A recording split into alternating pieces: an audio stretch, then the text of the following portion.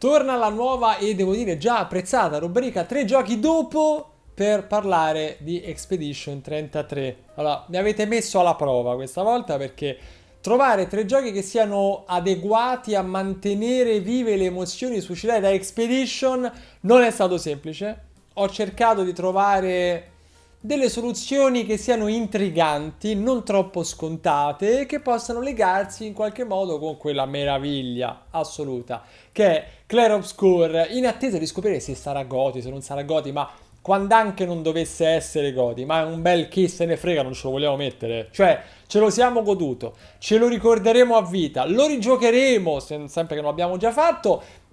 per cui alla fine il Goti lascia il tempo che trova, l'importante sono le emozioni e io da quelle voglio partire, offrendovi come prima opportunità, come prima scelta, come primo suggerimento per il post Expedition, un titolo a cui sono legatissimo, che è Lost Odyssey. Ve ne ho parlato spesso nel corso degli anni, un JRPG meraviglioso che ha in comune con Expedition la capacità di toccare corde dell'animo in maniera meravigliosa. Come vi ho raccontato in passato, Lost Odyssey è uno dei pochi giochi che mi ha fatto singhiozzare, e questo perché racconta una storia estremamente toccante di un uomo che non riesce a morire in un contesto pieno di spunti molto filosofici a volte, che vi faranno riflettere, vi faranno commuovere, vi faranno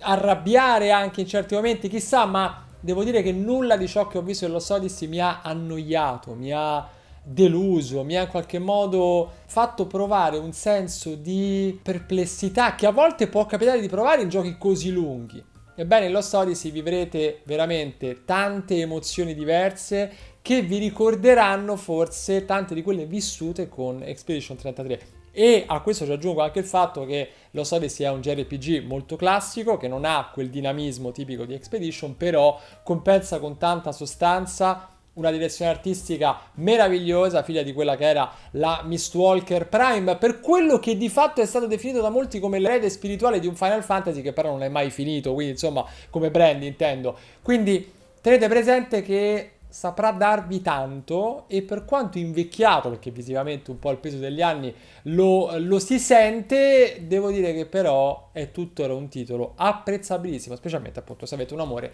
per i JRPG. Il mio secondo suggerimento è un titolo molto diverso, nel senso che non condivide la stessa componente artistica, la stessa componente emozionale di Expedition, ma ha dei punti in comune con Expedition 33 in termini di ritmo dei combattimenti, perché questo è un altro titolo che offre dei combattimenti sia a turni ma con interazioni piuttosto frequenti e necessarie per avere la meglio sui nemici di turno. E parliamo di Paper Mario e il portale millenario, titolo che è stato recentemente rilanciato da Nintendo con un remake, devo dire, apprezzabilissimo, che dà pieno lustro all'opera originale, un titolo molto più leggero in termini di tematiche, ma in grado di offrire un'esperienza duratura, piena di momenti divertenti, momenti simpatici. È un JRPG molto leggero, ma non da affrontare con troppa sufficienza, perché ha i suoi momenti un po' più stimolanti, nulla di proibitivo, intendiamoci. Però devo dire che anche in virtù di un sistema di combattimento fatto di interazioni, di momenti in cui dovrete essere pronti a reagire nel momento adatto, è un prodotto che vi ricorderà per certi versi alcuni dei tratti più belli di Expedition e vi confermerà quel tipo di esperienza. Se non amate le lungaggini dei JRPG, i momenti di attesa, ma preferite qualcosa che vi dia uno stimolo continuo, che tenga viva la vostra attenzione durante i tanti combattimenti che questo genere di prodotti offrono, ecco, Paper Mario e il portale millenario secondo me sarà un'ottima alternativa a Expedition, in grado di far continuare un po'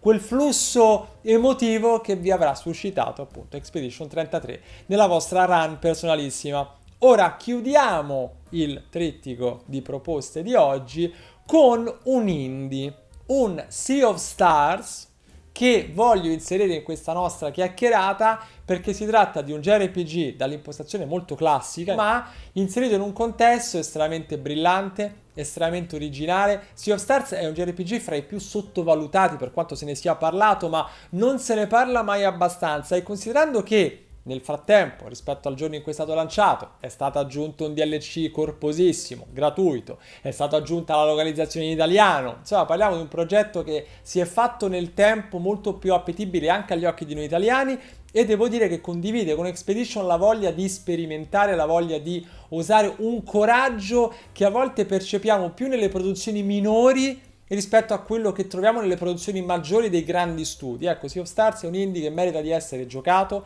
che merita di essere quantomeno provato, e che sono convinto conquisterà il cuore e la mente di gran parte di coloro che amano i JRPG in senso assoluto. Ma ecco, non fatevi scoraggiare da una veste grafica poco d'impatto magari agli occhi di qualcuno, perché dietro a quell'estetica magari un po' più semplice si nasconde un prodotto estremamente complesso, estremamente corposo, estremamente stimolante, che vi offrirà diverse ore di puro divertimento, chiaramente se siete soggetti a un amore per questo tipo di esperienze. Ora, questo chiude la nostra proposta su Expedition 33, ma come sempre accade io vi chiedo di sfruttare questa mia chiacchierata come spunto per ampliare il discorso. Proponete nei commenti quello che voi suggerireste a chi ha amato Expedition 33 e sta cercando qualche alternativa. Proponete nei commenti quella che è la vostra idea dell'ottimo post Expedition 33, cosa ne pensate di quello che vi ho proposto io. Insomma, gestiamo questa discussione in maniera sempre più ampia e articolata, in modo tale che i miei siano spunti, ma che poi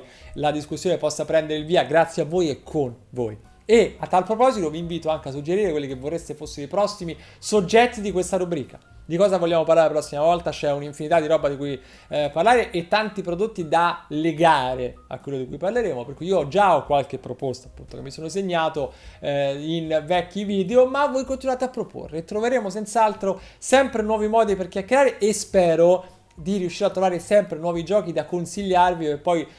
far arrivare quella che è la più grande ricompensa che io possa ricevere facendo questo lavoro, cioè un commento magari a distanza di mesi con: oh Falco, ma lo sai che ho giocato a questa cosa che mi ha consigliato e mi è piaciuta tanto. Ecco, voi non sapete che gioia provo quando questo accade, quindi sappiate che sono sempre cose stragradite. Detto questo, ragazzi, io vi saluto, spero che il video vi sia piaciuto e vi sia stato magari anche utile in qualche modo. Mi raccomando, divertitevi e noi ci vediamo alla prossima.